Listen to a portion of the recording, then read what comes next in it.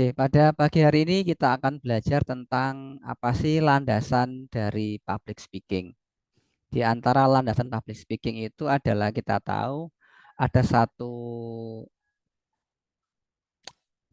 landasan yang mengatakan bahwa the map is not the territory.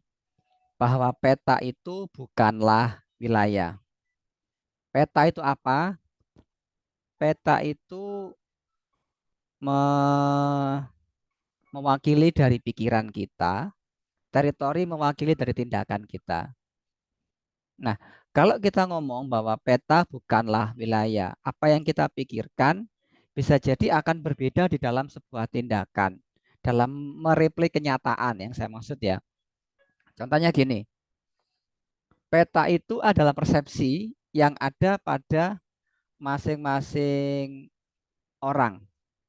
Nah, peta ini kita contohkan seperti ini.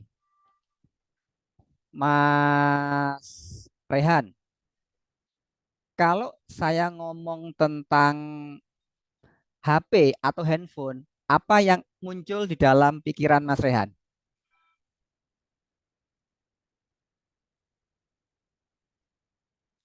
Apa Mas Rehan? Kalau saya ngomong HP, yang muncul apa Mas Rehan? Ya, kalau yang muncul sih paling saya mah menggunakan HP-nya, Oh, menggunakan HP-nya. Oke. mencari-cari sesuatu. Oke, bagus. Nah, ini ada satu kisah yang cukup menarik, kisah tentang peta dan wilayah. Jadi ada seorang atasan itu memberikan perintah kepada bawahannya, timnya. Tolong bakar CD ini. Tolong bakar CD ini. Ini sebuah ilustrasi saja. Nah, ketika atasan mengatakan tolong bakar CD ini, maka persepsi dari bawahan itu bisa bermacam-macam, Mas Ryan. Kira-kira kalau ada perintah tolong bakar CD ini, kira-kira kalau menerjemahkannya gimana, Mas Ryan?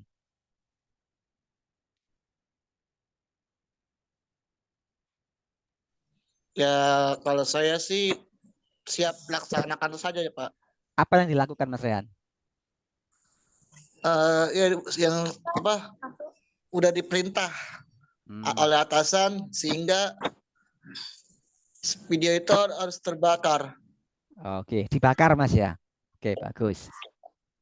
Nah, gini Mas Rehan, ketika ada perintah bakar CD ini, itu artinya ada dua Mas Rehan, dan itu ambigu. Yang pertama adalah benar-benar dibakar, dimusnahkan, atau yang kedua, bahasa komputer namanya bakar itu mengcopy Mas Rehan, menggandakan. Nah, kira-kira kalau Mas Rehan mendapatkan seperti itu, kira-kira yang mana yang dipilih? Yang ke satu dihanguskan atau yang kedua digandakan? Yang mana Mas Rehan? Yang pertama Pak, Yang pertama, bagaimana kalau ternyata CD itu berisi data-data sangat penting?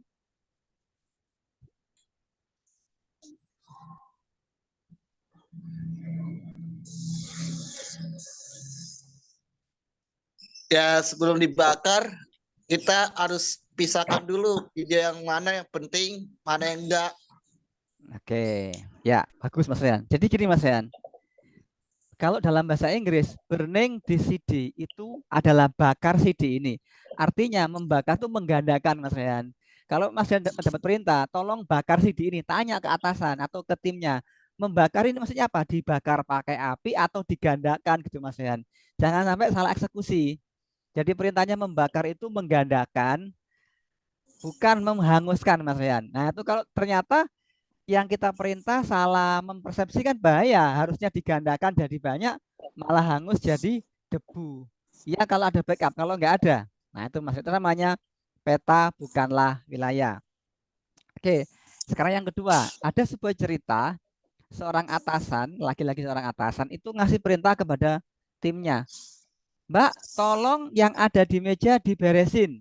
Wah, benar-benar semua diberesin. Setelah seminggu, atasannya balik. Mbak, kemarin yang di meja di mana? Sudah beres, Bu. Sudah saya buang ke tempat sampah. Nah, ini kan bahaya. Kenapa? Maksud dari atasan Membereskan artinya simpan di almari, bukan dibuang ke tempat sampah. Ternyata oleh mbak-mbak tadi, semua diberesin dibuang ke tempat sampah, hilang deh semuanya. Jadi di sini kita harus memahami apa itu persepsi dari orang yang ngomong ke kita atau apa yang kita sampaikan kepada banyak orang. Nah, sekarang kita cek pada gambar berikut ini. Kira-kira kalau melihat gambar ini, yang muncul pertama kali di dalam pikiran teman-teman, ini gambar apa? Gambar apa, Bu Nurul? Menurut Ibu? Gambar orang tuh yang ditunjuk leher, dagu, mata ya Pak? Oke. Ya Pak, bukan. Mas Rehan, gambar apa nih Mas Rehan? Pundak. Gambar orang, Pak. Orang, oke. Pertanyaan saya gini, ini gambar gadis muda atau nenek tua? Gadis muda. Gadis, Pak. Gadis. Yakin? Yakin. Oke. Karena teman-teman yakin ini gambar gadis muda, sekarang kita cek, kita ganti. Pada anak pertama yang paling atas itu menunjuk apa? Mata ya? Mata. Oke, mata. Sekarang anak panah yang kedua yang tengah-tengah menunjuk apa itu? Dagu, dagu. Masa mata di sini, dagu di sini kan nggak konsisten. Harusnya kalau ini mata, ini hidung. Itu telinga apa kemana? Ya kalau ini telinga, ini dagu bener. Tapi kan tadi teman-teman bilang ini mata. Berarti kalau ini bilang ini mata, ini hidung. Kalau ini hidung, berarti yang ketiga ini apa? Itu sepertinya pundak apa? Enggak ke leher sih pundak ya? Nah. Loh, kalau ini dagu, yang panah pertama mata, panah kedua hidung, panah ketiga adalah dagu. Ketemu gambarnya sekarang, gambar apa? Oh iya bentar. Nenek tua nih. Oke, nenek tua. Mas Rian ketemu enggak nih Mas Rian? Nenek tua ya. Itu matanya mata nenek-nenek. Oke. Nah, Mas Rian udah ketemu nggak gambar nenek tuanya Mas Rian? Oh iya Pak, itu pertama mata, hidung, sininya dagu. Oke. Iya Pak, bukan sih. Ya. Bu Nurul udah ketemu gambar nenek tuanya. Mas Rian, udah ketemu enggak gambar nenek tuanya? Enggak ketemu Mas Rian?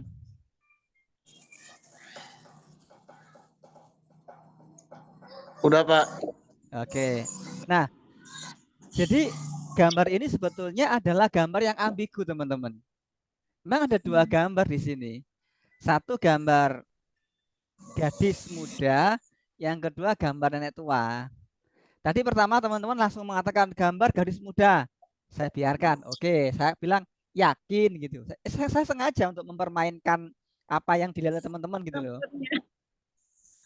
Nah, artinya apa? Persepsi yang pertama, teman-teman mengatakan bahwa ini gambar gadis muda. Berdasarkan sudut pandang teman-teman. Oke, itu betul. Tetapi kemudian saya mencoba menawarkan sudut pandang yang lain. Bagaimana kalau ini adalah bukan telinga tapi mata? Mendadak teman ganti mata, hidung, dan dagu. Oh iya Pak, nenek tua. Nah sekarang udah berubah pola pikirnya gitu loh. Yang awalnya meyakini gadis muda jadi nenek tua gitu loh.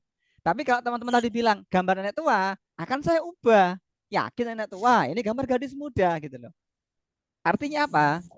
Artinya Anda sebagai seorang pembicara, public speaker, jadi MC, moderator atau apapun, Anda yang mengarahkan kemana persepsi itu dibuat. Kalau Anda mau mengajak persepsi ke gambar gadis muda dan mereka sudah menemukan gambar gadis muda, tugas Anda selesai gitu loh. Tapi kalau tugas Anda menggiring agar mereka opininya beralih ke gambar nenek tua, Anda harus menggiring mereka menuju gambar nenek tua. Clear?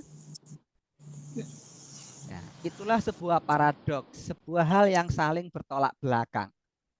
Nah, jadi tergantung teman-teman mau meyakinkan ini gambar gadis muda atau nenek tua, teman-teman harus punya argumen, harus punya data yang sangat kuat dan membuat sebuah bingkai. Ini tuh gambar gadis muda loh.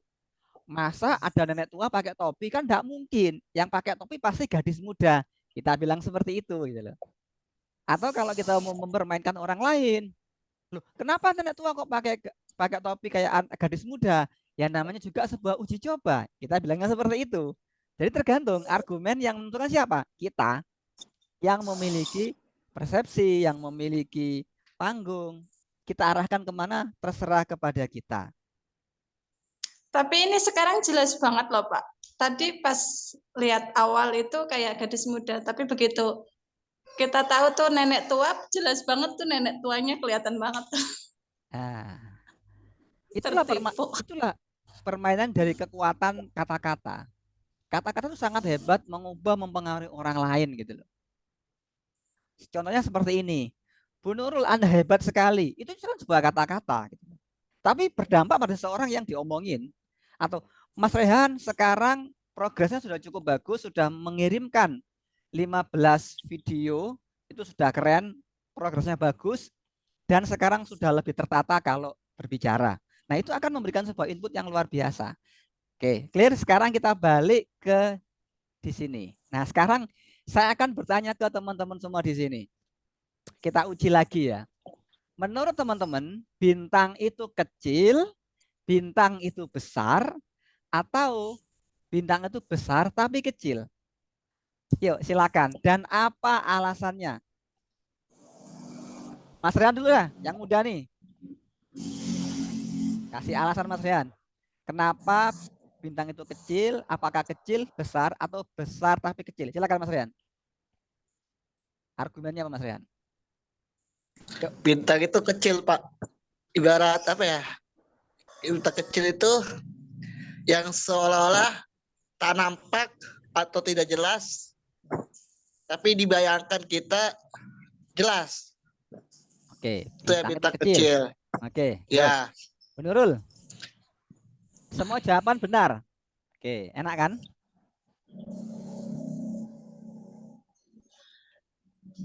Kalau bintang itu ya udah pasti besar ya Pak. Namanya Alasannya? aja bintang. Tergantung kita tuh ngelihatnya dari apa tuh. Bintang apa tuh? Kalau bintang seorang bintang itu profesinya itu pasti kan terkenal ya. Oke. Jadi bintang pasti itu itu orang besar. Tapi kalau bintang yang kita lihat itu dari bumi itu pasti kecil kelihatannya tuh Pak. nah, seorang bintang itu besar. besar ya. Oke. Semua jawaban teman-teman itu benar, tidak ada yang salah. Nah, sekarang gini. Setiap jawaban ini mewakili masing-masing profesi dan persepsi masing-masing. Yang pertama, akan ada orang-orang yang mengatakan bahwa bintang itu kecil. Siapa? Itu adalah pendapat dari anak-anak. Anak-anak atau orang-orang yang lugu atau orang-orang yang menganggap bahwa sesuatu itu harus apa adanya. Mereka kan bilang seperti ini. Bintang itu kecil kenapa? Lah wong kita lihat dari bumi aja kecil ya sudah, bintang itu kecil. Artinya apa? Yaitu orang-orang yang melihat segala sesuatu, melihat hal itu apa adanya gitu ya. Jadi orang-orang yang polos, orang-orang yang lugu, mereka akan mengatakan bahwa bintang itu kecil. Itu yang pertama, orang-orang yang apa adanya. Mereka lebih mementingkan apa? Mementingkan emosional, kecerdasan emosi. Mereka menilai perasaan orang lain, jadi EQ, emotional quotient. Yang kedua, orang-orang akan menilai bahwa bintang itu besar. Besar seperti apa? Kalau Bu Nurul mengatakan namanya bintang itu besar ya pasti Pak, karena bintang itu terkenal, pasti dia besar gitu loh. Merujuk kepada orang. Atau kalau merujuk kepada riset pengetahuan para profesor, para dokter ilmuwan mengatakan bahwa tidak mungkin benda yang bisa nampak dari kejauhan tapi bisa kita lihat dari bumi dari sini. Memang secara jarak, dimensi jarak itu terlihat kecil, tapi kalau kita ke sana pasti terlihat besar. Ini adalah pendapat dari para akademisi, para ilmuwan, para saintis, di mana mereka lebih mengandalkan intelektual, IQ, kecerdasan, data, dan fakta. Yang ketiga, bintang itu memang besar tapi kecil. Siapa? Pendapat dari para spiritualis. Orang-orang yang mengandalkan pencerahan, para spiritual quotient. Memang secara riset, secara intelektual, secara data, fakta, dan lain-lain, bintang itu besar. Tapi kecil di hadapan Allah Subhanahu wa Ta'ala. Karena bintang segede apapun, dia tetap makhluk ciptaan dan semua dia tunduk kepada kekuasaan, kudrat, dan iradanya Gusti Allah. Nah, itu teman-teman. Jadi, mulai hari ini teman-teman mulai bisa mengukur kira-kira audiens yang Anda hadapi itu audiens yang mengedepankan IQ, EQ, atau SQ. Apakah mereka anak-anak? Kalau mereka anak-anak, ya sudah kita sampaikan. Nah, bintang itu kecil. Ya sudah seperti itu. Lawang lagunya aja bintang kecil di langit yang tinggi, selesai. Kita nggak perlu menjelaskan data dan fakta penelitian menurut buku ini, riset ini, nggak perlu. Anak-anak tidak butuh itu. Mereka butuhnya apa? Ya sudah, bintang kecil selesai. Dan yang penting apa? Mereka enjoy, mereka happy dan gembira. Kalau perlu dijak nyanyi, selesai. Itu anak-anak. Tapi kalau Mas Rehan, di mana orang-orang yang dihadapi adalah orang-orang intelektual, ada data, fakta, riset. Bahkan nanti kalau bikin skripsi harus menukil pendapat minimal tulisan dari bukunya ini, profesor ini, ya harus disertakan gitu. Nah, itu para intelektual.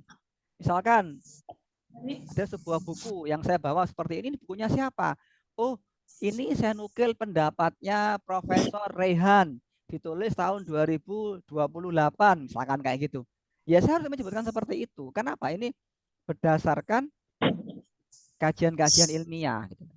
Tapi kalau kita ngomong bahwa public speaking mengatakan bahwa para spiritualis, orang-orang yang mencari pencerahan, mencari Tuhan, apa sih dunia ini? Bintang ya tetap kecil, nggak ada artinya gitu loh. Oke teman-teman, jadi mulai hari ini kalau berbicara pastikan teman-teman melihat audiennya siapa dulu. Secara IQ, EQ, dan SQ, intelektual, emosional, dan spiritual. Kalau kita tarik karena public speaking, pastikan satu, saat Anda berbicara, Anda punya data dan fakta. Ada risetnya. Yang kedua, saat Anda menyampaikan pendapat, Anda bisa mengajak orang-orang untuk ikut hanyut secara emosional. Mereka bisa senyum, tertawa, dan gembira, sedih, terlibat emosionalnya. Dan yang ketiga, ada sisi manfaat yang Anda sampaikan kepada audiens Anda. Jangan sampai Anda datang hanya sekedar prolog. Halo, selamat pagi, nama saya Ilyas. Di sini saya menyampaikan sebagai petugas sensus. Saya akan meminta Anda untuk melengkapi data-data Anda. Terima kasih. Garing, teman-teman. Nah, itu garing itu loh. Tidak menarik itu. Kenapa? Itu hanya memunculkan satu hal, IQ, intelektual, hanya sebuah data. Lalu bagaimana agar data itu menarik, libatkan emosi. Selamat pagi teman-teman, saya Ilyas Abso, petugas sensus. Saya bahagia sekali bisa ketemu dengan Anda di sini. Bisa ketemu dengan Mas Rehan, ketemu dengan Bu Nurul yang cantik, Mas Rehan yang ganteng. Oh, bahagia sekali saya bisa ketemu dengan orang-orang hebat seperti Anda. Emosionalnya diikutkan. Dan satu lagi teman-teman, tujuan kami melakukan sensus ini merupakan sebuah riset untuk memetakan 2045 menuju Indonesia Emas. Clear teman-teman? Jadi ada manfaat di situ. Ada IQ, EQ, dan SQ. Intelektual, emosional, dan spiritual atau manfaat. Oke, nah sekarang saya ingin menyampaikan satu lagi bahwa we cannot not communicate. Kita tidak dapat tidak berkomunikasi. Nah, saya ingin sharing ke teman-teman di sini. Saya ingin sharing beberapa hal